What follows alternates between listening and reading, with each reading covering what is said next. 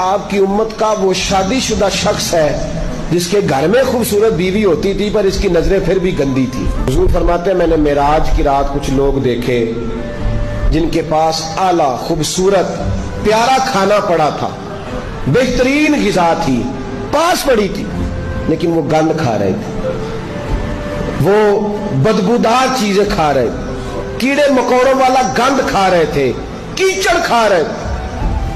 तो मैंने कहा कि जिब्रील ये कौन है? तो अर्ज़ की या रसूल अल्लाह सल्लल्लाहु अलैहि वसल्लम ये आपकी उम्मत का वो शादीशुदा शख्स है जिसके घर में खूबसूरत बीवी होती थी पर इसकी नजरें फिर भी गंदी थी।